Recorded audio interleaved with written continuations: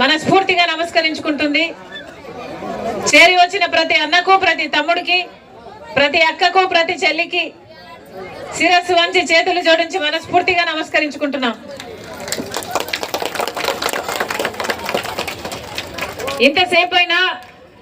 ఇంతసేపైనా మా కోసం వేచి ఉన్నారు కాబట్టి మీ అందరూ ధైర్యం చేసి మాట్లాడాలి. మాకు సమస్య ఉంది అని చెప్పాలి.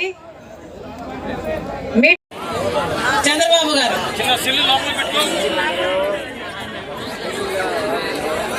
అక్కడ అక్క మాట్లాడుతుందంటే చెయ్యి అక్కడ వెనకాల. అమ్మ మీరు నాకు చెయ్యి ఊపుతున్నారా, మైక్ కావాలని అడుగుతున్నారా?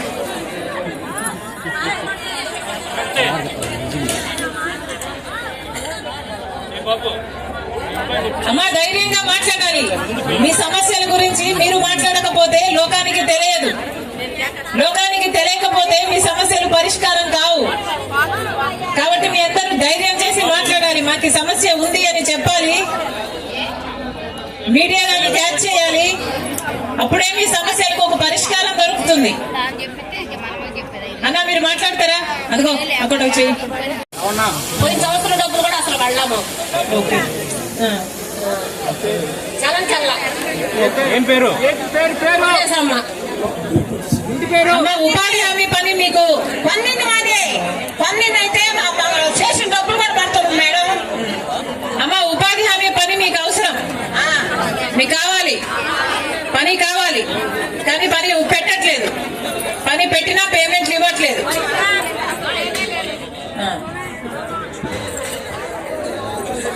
అక్క బాగా చెప్పింది. ఉపాధి పని అవసరము. కానీ రాజశేఖర రెడ్డి బిడ్డ మనస్ఫూర్తిగా నమస్కరించుకుంటుంది. చేరి వచ్చిన ప్రతి అన్నకు, ప్రతి తమ్ముడికి, ప్రతి అక్కకు, ప్రతి చెల్లికి శిరస్సు వంచి చేతులు జోడించి మనస్ఫూర్తిగా నమస్కరించుకుంటున్నాం.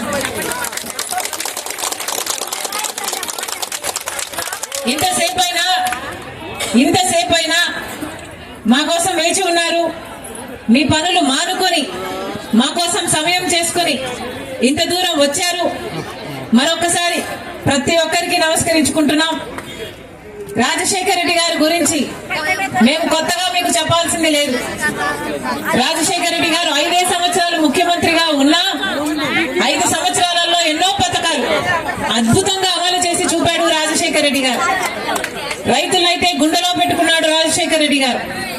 రాజశేఖర రెడ్డి గారు ఉన్నంత కాలం రైతులకు ఏ లోటు రాలేదు. ఒక మద్దతు ధర అయితేనేమి, గిట్టుబాటు ధర అయితేనేమి, ఎరువులు గాని, విత్తనాలు గాని ఏ కొరత లేకుండా, అసలు సబ్సిడీ అయితే ఏమి, లేకపోతే బీమా ఇస్తే ఏమి, ఇలా ఏ సమస్య రాకుండా చూసుకున్నాడు రైతుల్ని. రైతులకి ఉచిత విద్యుత్ ఇచ్చింది కూడా రాజశేఖర రెడ్డి గారు. అలాగే ఫీజు రీయింబర్స్మెంట్ అయితే ఏమి, ఆరోగ్యశ్రీ అయితే ఏమి, 108 అయితేనేమి, పావలా వడ్డీకే రుణాలైతేనేమి, లక్షల మంది పేదవాళ్ళకి ఇందిరమ్మ ఇల్లు అయితేనేమి, ఇలా 1 కాదు 2 కాదు ఎన్నో అద్భుతమైన పథకాలను అద్భుతంగా అమలు చేసి చూపాడు రాజశేఖర రెడ్డి గారు. అప్పుడు రాజశేఖర రెడ్డి గారు ముఖ్యమంత్రిగా ఉండంగానే కేంద్రంలో మన్మోహన్ సింగ్ గారు కాంగ్రెస్ పార్టీ అధికారంలో ఉండంగా ఈ ఉపాధి హామీ చట్టము అమల్లోకి వచ్చింది. రాయలసీమలో బండ్లపల్లిలో రాజశేఖర రెడ్డి గారు ఆ రోజు ప్రధానమంత్రి గారితో, సోనియా గాంధీ గారితో ఈ పథకానికి నాంది పలికారు. ఆ రోజు నుంచి మొదలైంది. అంటే 20 సంవత్సరాలుగా ఉపాధి హామీ పని మన దేశంలో అమలవుతుంది. ఆ రోజు నుంచి అమలవుతున్న ఈ పథకము కాంగ్రెస్ పార్టీ ఉన్నంత కాలము బ్రహ్మాండంగా జరిగింది. మరి ముఖ్యంగా రాజశేఖర రెడ్డి గారు ముఖ్యమంత్రిగా ఉన్న రోజుల్లో అయితే 1,10,000 జాబ్ కార్డులు ఉన్నాయి. అంటే కుటుంబానికి 2 పనికి వెళ్ళినా 1,10,00,000 జాబ్ కార్డులు ఉన్నాయి. కుటుంబానికి 2 పనికి వెళ్ళినా 2,25,00,000 మంది ఉపాధి హామీ పనికి వెళ్లే వాళ్ళు ఆ రోజుల్లో రాజశేఖర రెడ్డి గారు ముఖ్యమంత్రి ఉండగా ఉపాధి హామీ పథకానికి ఆటో ఛార్జీలు కూడా ఇచ్చేవాళ్ళు, మజ్జిగ ఇచ్చేవాళ్ళు. మొన్న అక్క చెప్తుంది ఒక ఊర్లో అమ్మ రస్నా కూడా ఇచ్చేవాళ్ళట. రస్నా తెలుసా? రస్నా గుర్తుందన్నా? మంచినీళ్ళు అయితేనేమి, గర్భిణీ స్త్రీలకు ఏదైనా సౌకర్యాలు అయితేనేమి, పేదవాళ్ళకైతేనేమి, ఇలా ఎక్కడ ఏ అవసరం ఉన్నా రాజశేఖర రెడ్డి గారు అక్కడ వాళ్ళకి ఆ లోటు లేకుండా ఉపాధి హామీ పనిని జరిపించారు.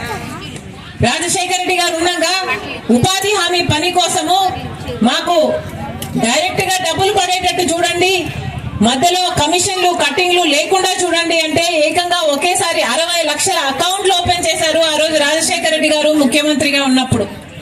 ఆడవాళ్ళు మాకు కూడా సమానమైన వేతనాలు ఇవ్వండి, ఉపాధి హామీలో మగవాళ్ళంత పని చేయలేకపోయినా బిడ్డల భారం మా మీద ఉంది, కుటుంబాలు నడుపుకోవాలి అని చెప్తే రాజశేఖర రెడ్డి గారు ఆ రోజు ఆడవాళ్లకు కూడా సమాన వేతనాలు ఇచ్చేటట్టు చూశారు ఉపాధి హామీ చట్టంలో.